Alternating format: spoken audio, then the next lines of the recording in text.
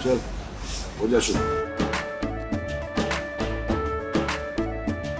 केसरिया से मन जोगी हुआ रे, दिल झूमे देखो पतवारा हुआ रे, दिल झूमे देखो पतवारा हुआ रे। हर पल मनाओ केसरी त्योहार। विमल बोलो जुबान Kesari. All right, welcome back, friends. We are in fact starting 7:30 p.m. which way today with a breaking news development coming in, which is going to have, possibly can have impact on the rest of the polling days and, of course, the campaign. Shocking comment coming in by Congress leader Shashi Tharoor. Controversial poll promise there panning out in front of you viewers. In which Shashi Tharoor has said we will scrap amendments in the UAPA brought in by the Modi government. Let's listen into exactly what Shashi Tharoor has said and then we will understand the implications. There are many that we opposed when they were introduced in Parliament in the first place. For example, the amendment to the UAPA. The UAPA was a law the UPA had brought in, but they have amended it in such a way that the government can declare anybody to be a suspected terrorist, can jail him or her, and does not need to produce him before a court. There is no question of bail, and there is no need even to charge the person. Now, under this unfortunate amendment, which we opposed when it was brought in, we've had journalists stuck in jail for 2-3 years for trying to do their job. We've had student protesters stuck in jail for 2-3 years. We are seeing the weaponizing of a law that is actually hurting innocent Indian citizens with no legal chance to prove their innocence. We believe this is absolutely wrong. But the idea is we want to preserve the constitutional integrity of the country by ensuring that many provisions of these anti-people laws that abridge the rights and freedoms of Indian citizens are removed so our rights and freedoms are back. All right, Rhythm joins us, our executive editor. Rhythm joins us, our executive editor, Legal Affairs. Rhythm, if you could explain what Shashi Tharoor exactly means when he says that they will uphold constitutional integrity of India, but perhaps not territorial integrity, by suggesting that all the amendments brought in by the NDA government led by Prime Minister Modi would be scrapped if Congress comes to power. I think, Abhishek, Congress is playing extremely dangerously when they make such comments, because it's the UAPA law called the anti-terror law that they are talking about. They're also talking about CAA, in which the first batch of citizens, like you would know, have just got citizenship into India, the first batch of people. I also want to explain to our viewers, the UAPA is the anti-terror law. When we're looking at the anti-terror law, we're talking about a law, like you said, about national sovereignty. It is something that was shockingly, ironically brought in 1967. The BJP was not in power, and then it's only in 2019 that the UAPA was amended to ensure that every terrorist, whether a group or an individual, would be arrested. We've since then seen the arrest of several accused in the Delhi riots case, such as Sharjeel Iman, Umar Khalid, lot of anti-Naxals. We've seen Zara, Sai Baba, all of them being arrested under the UAPA. Now, what did the Congress actually do? The Congress went ahead earlier in 2007 and arrested people like Colonel Prohit and others under the UAPA. Right. So what really needs to be seen by Tharoor, who's going soft on terror, is the Congress is yet again making a demand to repeal CAA and also go soft on terror. Okay, thank you so much, Rhythm. That was a breaking news development, and Rhythm deciphering it for us. Shawan, and shall we move to which way today? Well, in fact, with our three stories. In fact, as we speak, the Prime Minister, who is currently in Kolkata, remember, this is the last leg of the campaigning that's going to take place, Abhishek. And what's going to be very interesting is we have seen the kind of friction that has basically emerged. But first, with regards to the overall picture that we're getting in today. One, with regards to how the Indie Alliance is saying that they're going to have a meeting. Mamata Banerjee says there's no need for a meeting because, Abhishek, she has already ditched. Not the first time, she said it in the past too. The Prime Minister is in West Bengal. Remember, for the Bharatiya Janata Party, the West West Bengal numbers are going to be extremely crucial, given the fact that they would have to target anything between 18 to 20 is what they've been targeting. But the Prime Minister's several visits to different parts of West Bengal basically targeting at what the BJP is seeing, the misgovernance of Mamata Banerjee's rule. And finally, we also take you through how the BJP says that it is a rudderless India alliance which is already disintegrating. Well, absolutely. So these are the three stories we are having a conversation on with three angles that we'll introduce one by one. So shall we start with the first one? Mamata ditches Indy and the three angles. All right, Mamata says won't attend Indy meet, and she says that because Mallikarjun Kharge, the Congress president, has called for an Indy alliance meeting, coordination meeting on June 1. And obviously, which means that Mamata wants to keep India on tenterhooks. Joining us, Mr. Akhil Swami in the studio, Shawan, and he leans towards the Congress or the left. And Mr. Akhil Swami, what's with Mamata Banerjee and the India alliance?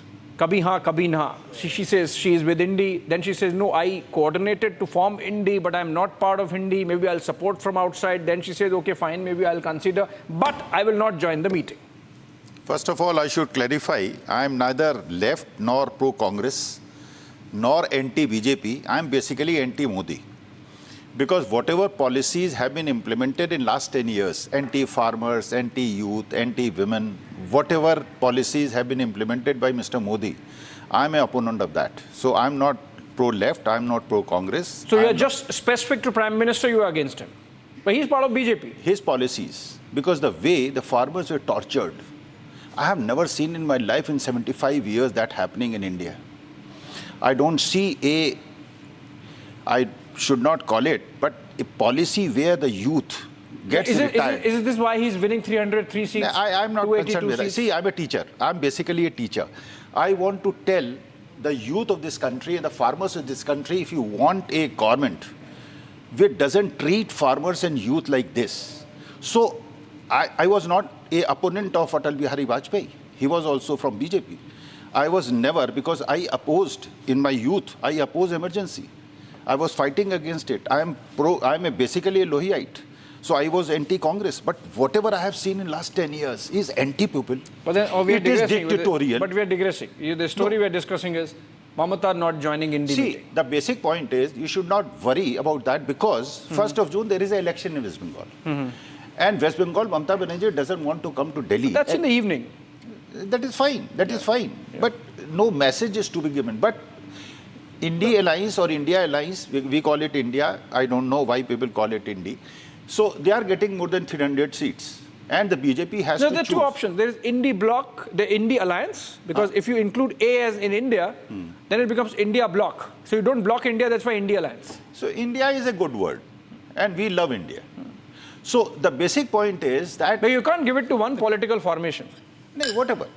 If they want to call it India and we love India, so there is no problem in that. Okay. The basic issue is that BJP has to start looking for as to who will be the leader of opposition from BJP side. Whether he'll be from Gujarat. Oh, you're saying India is coming to power, and Mamata doesn't want to be part of the government because she's not coming. That she'll be outside support will be provided. You are misquoting the statement. Later she said, I am a part of... But Mr. Swami makes a statement and then she wants a clarification. No, Mr. Swami, but if the India was coming to power, Mamata would have come to Delhi even before other leaders would have come. No. You don't have to interpret too much in that. See, the basic issue is that because anybody who was talking pro-Congress before 2014 was ridiculed. And today, anybody who is talking in favor of Mr. Modi, whatever government we have got in last 10 years, everybody is laughing on them. I don't know which exit poll you're talking about. Because I'm not talking about exit. I'm a teacher. I'm basically a teacher. I'm pro-youth. I want employment for my youth. I want employment for my younger generation. At the age of 72, I want my youth to get jobs. They are not getting jobs. I'm concerned about inflation. I'm concerned about if the income is not rising. You're not concerned about inflation when it was 10% against 3% now? Yes, I'm not. Because if income rises by 15% and the inflation rises by 10%, I don't have any problem. But if the income is not rising and the inflation is 6%, yes, I'm worried. Are you sure this is happening? Which yes, parameter? that is what is happening today. Because the income of the poor is not going up and the income of the capitalists is going 4 or 5 times. Their market capitalization, which was 7 lakh crores 10 years back, is up to 20 lakh crores, 3 times. So you think that has happened without jobs? Yes, it is. Because if you see the total formation, organization structure of Adani, the total market capitalization is 15-20 lakh crores and the employment that he gives is around hardly 40,000. So what type of employment? Because we need a government which gives employment. You have to understand. Okay, fine. We are digressing, I think, because we are having a political conversation. Maybe we can have a next conversation on capitalism and how it works. And maybe then we will have a better conversation on that. But I think the second story, Shawan. Well, in fact, this is with regards to the focus that the Prime Minister and the Bharatiya Janata Party has essentially had on Bengal. And if you really look at perhaps over the last few weeks and the messaging that has been sent across. Now, the first point with regards to why exactly North Kolkata will come to that, Prime Minister has already spoken about not just the misgovernance, but also the relevance of Mamata's governance. And finally, there is also this weird fight that is basically taking place about giving space to the Prime Minister when it comes to his own roadshow. Even stages are not going to be, they're going to be dismantled in some places. Section 144 has already been imposed. So clearly right now, if you see two things that emerges. One, you have a completely disintegrated INDIA in West Bengal. The fight that is taking place on the one hand between Mamata Banerjee and the left and the Congress on the other. Secondly, with the Bharatiya Janata Party making it very clear that this is the force to reckon with. After all, the single largest party as far as the opposition is concerned. Whatever is happening in West Bengal is basically called strategic management. See, the left and the Congress versus TMC, they want to keep the fight among themselves. So it's a strategy. In Punjab, that is a strategy. In Kerala, that is a strategy. You mean to say left versus... Left and Congress versus TMC. BJP is not a player? See, they want to give that shape because, see, anybody who supports left doesn't want to give vote to TMC. And TMC supporters don't want to give votes to So obviously left. both of them give to BJP. No, that is what happened last time. Yeah. Because the left supporters never wanted, because they were the opponents of TMC, and that is why they transferred their votes to BJP. And 20% vote addition gave seats to BJP. This time left is fighting hard. And because left is fighting hard, the fight is between TMC versus left and Congress. That is strategic management. So why should we worry too much about that? But then Mamata is showing jitters. She is not allowing the dioceses and the stages to be prepared along PM Modi's roadshow. So obviously she sees that BJP the is a state force. administration right now is under the control of the Election Commission. Not really. And the law and order has to be taken care of by the West Bengal government. So if the West Bengal government is taking care of the law, then Prime Minister is not a different dignitary who should be given everything. And then the opposition, the Congress and the other parties are treated differently. So it's democracy. So, and if you quote that BJP has got so many seats in 2014 and 19, that is why everything should be accepted, then TMC also got the same way.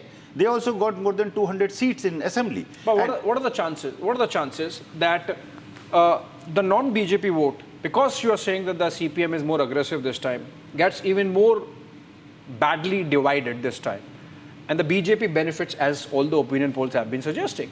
No, and that's why Mamata is concerned. Because she said she doesn't want to talk to Congress party. She was in fact peeved that the Congress carried out its Bharat Jodo Yatra through the constituencies which are Muslim dominated, because that's her vote bank. That is strategy. See, the left votes, if they go are you back saying the to appeasement is the strategy? See, left votes, if they go back to left, the BJP is nowhere. BJP won't even get 5 seats. But if the left votes who do not want TMC to come to power, so the slogan that was given by left, is bar Ram, 10 saal baad Bam. So 10 saal has taken place, that has passed. So the voters of left are going back to left. And the vote transfer that took place from left to BJP is not happening this time. So BJP is in jitters. Okay, so that is strategy. You might pass it off as strategy, Mr. Swamy, but I think, Shawan, more likely, BJP has consolidated its vote bank in Bengal. They have created their space, and you only buttressed it with the numbers you presented.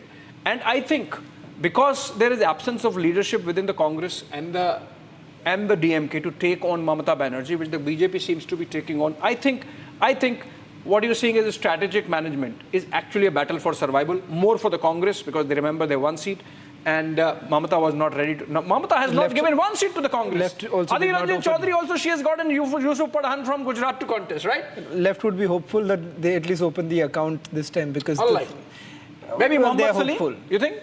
Shaira Sahali? See, that is your interpretation. No, I'm just hopeful asking in you, the because you're saying left is so good now. My Which seat? interpretation is there is so much of beautiful coordination between all the alliance partners of India Alliance. आम आदमी party और तेजस्वी यादव और अखिलेश यादव और उद्धव ठाकरे और Sharad Pawar and BJP alliance is disintegrating. Ajit Pawar and Shinde in Maharashtra, they are having such a fierce battle among themselves, and there is a complete disintegration. And there is a like in Uttar Pradesh also, there is a fight between Yogi and Modi ji. Okay. So I find that is your interpretation. Fight in Yogi and Modi ji? Yes, fight between Yogi and Modi ji? Yogi himself has said that after 4th June, I do not know whether I'll stay. No, he has not said that. You are misquoting. But I think we are getting a breaking news development. Let's go to that. There is a fresh trouble, it seems, coming in for the Aam Aadmi Party. And Shawan. Well, in fact, more details now coming in with regards to a statement that has been made by an Aam Aadmi Party leader from Punjab. This is Minister Balkar Singh. In fact, this has been taken up by the Bharatiya Janata Party, where he was essentially seen. There is a video that has been doing the rounds. He flashes at a 21-year-old who was seeking for a job. The alleged video that showed the Aam Aadmi Party minister forcing a 21-year-old woman to strip on a video call where he flashed his private parts. In fact, let's play out some of the reactions that are coming in. BJP has taken on this matter. Let's play that out. अब आम आदमी party के पंजाब के मंत्री बलकार सिंह का एक और video, अश्लील वीडियो सामने आया है, जिसमें कि एक 21 साल की बच्ची का वो किस प्रकार से शोषण कर रहा है और नौकरी के बदले उनका शोषण किया जा रहा है। और ये कोई पहली बार नहीं है। लालचंद कटारूचक का भी पंजाब के मंत्री, एक और भगवंत मान के अरविंद केजरीवाल के मंत्री, जिन्होंने एससी समुदाय से आने वाले लड़के का भी शोषण किया था, उसमें तो national commission for schedule commission ने भी उस पर कार्रवाई की मांग की थी, गवर्नर तक मामला पहुंचा था, पर उनको भी संरक्षण दिया गया। सोचिए, इस प्रकार के मंत्री हैं इनके, इस प्रकार का मुख्यमंत्री होगा जब विभव कुमार को संरक्षण देता है और स्वाति मालीवाल पर चुप रहता है, और 14 दिन के बाद भी, तो फिर ऐसे जो मंत्री नौकरी के बदले शोषण कर रहे हैं महिलाओं का, उनका तो हौसला बढ़ेगा ही। पूरी पार्टी का यही चरित्र है। आज सवाल यह बनता है कि क्या भगवंत मान और अरविंद केजरीवाल क्या इस मंत्री को निकालेंगे? दूसरा, क्या स्वाति मालीवाल पर चुप्पी तोड़ेंगे, या यही इनकी पार्टी का चरित्र है? देश की महिलाएं, पंजाब की महिलाएं देख रही हैं।